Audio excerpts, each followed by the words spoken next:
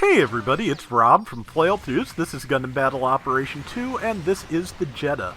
The Jeddah is, I believe, a 450 General, which is kind of an intermediate step between the GM-3 and the Jeda, I think. As you can see, it uses the same Gundam Mark II inspired backpack that the GM-3 does, or one very similar to it at any rate. It's a little bit more angular than the Jeda. It's definitely lumpier, and has a big set of thrusters on the skirt. When you get down to it, it's the Jeda but uglier, is kind of the reality of it. The face in particular, I don't really, I'm not really into, but it's not bad. As a mobile suit, well, I'll put it this way, they just had to nerf it a little bit, and it's still pretty solid despite that. That's a stunning beam rifle, has a good melee set, including GPO3 downswing, which, yeah, I think they may have lengthened the cooldown on that, but it's also got some good grenades. I think it does have missiles in its shield besides the grenades as well, but I can't be sure about that because I can't brain. But, yeah, so, yep, okay, no, it has a wrist grenade launcher, much like the Zeta Gundam and Riga Z do. Landed a couple of them, and now I think, and was hoping I'd get the Vulcan kill, but I did not get the kill. But I can at least help the support fend off this gun cannon detector, hopefully. Stunned it enough times so that I can get in there with melee, which is probably going to be what it's most vulnerable to. And was hoping for the Vulcans to finish it off, but I should have just used Beam Saber. And waiting for its iframes to drop, so is everyone else here. But I'm about to finish it off, I believe. Yep. Okay. And there is a Galbaldi Beta in my back.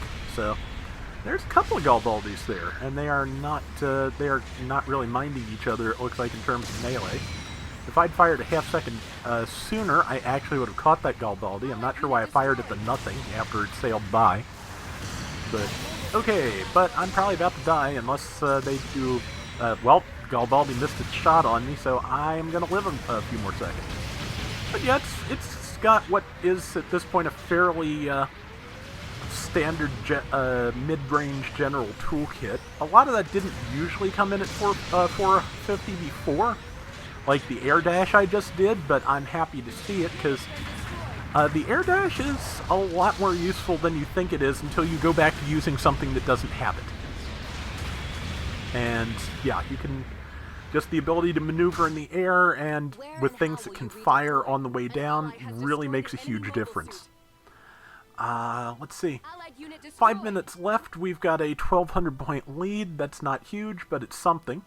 Number 1 is back, who I believe is also a Jeddah, is back in the tunnel and getting pretty heavily damaged. 3 and 6 are here. Since they're the only ones still alive, I'm going to kind of try and fend stuff off a little bit from a distance and maybe cover them a little bit. Unfortunately, somebody did slip past me, and I'm not paying enough attention to that, but maybe I can stop some of the other people from getting over there. Especially that red weird camo Galbaldi, because if I can kill that, that would be good. Unfortunately, here is the gun cannon detector once again. See, launched all my missiles. There's that red Galbaldi. Got it. And now I can head around and hopefully tag the detector again, because I have some grenades that would stop it in place, and did. I saw the Red Rider coming in, and I pulled back, because I knew if I did my downswing, I'd knock down at least myself and the Red Rider, and that was not going to be useful to either of us. So, yeah, managed to actually show a little bit of decent judgment for a change. So, yay! And yeah, it's an EPAC beam rifle also. Again, a fairly standard component of mid to high cost mobile suits, but not super common at 450. So yeah, it's got a pretty good skill set. Yeah, that is a slightly more square version of the Mark II backpack, I do believe. Wonder if you could hook a G-Defensor up to it. And I'm about to die. Oh wow, I'm alive. I am kind of shocked. And I'm not sure why I've decided that Red Galbaldi is my special friend, but it didn't do me any good, because now I'm dead. But we managed to pull ahead pretty significantly, 85 to 45.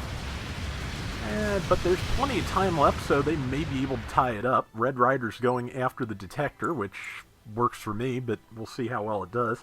It's nearly dead, so that's how well it was doing. I think there was at least one Galbaldi over there helping it out. Like things are going our way. Did not notice before that we have an all-Federation team.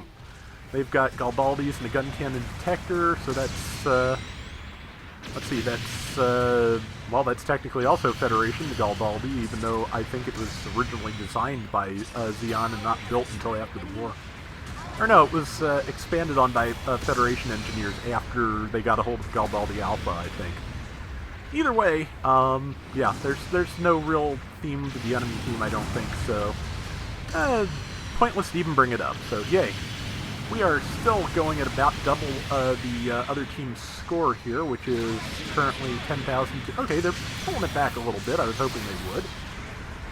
Desert Gelgug's going to get dropped by our full armor Gundam Ground, I think it was.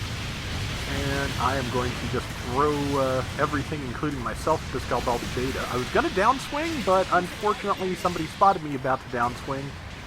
And, okay, I think I crashed into the Red Rider again, and got a little tiny bit grumpy about it, but oh well. I've gotten fairly good at not sending the passive-aggressive tells, but I was just so ready to attack that Galbaldi. That was kind of frustrating. And there's the detector, and I should just get out of the way this time, but I didn't. So, you know, foolish of me, but I got the kill for whatever that's worth. I'm not sure it's worth that much, but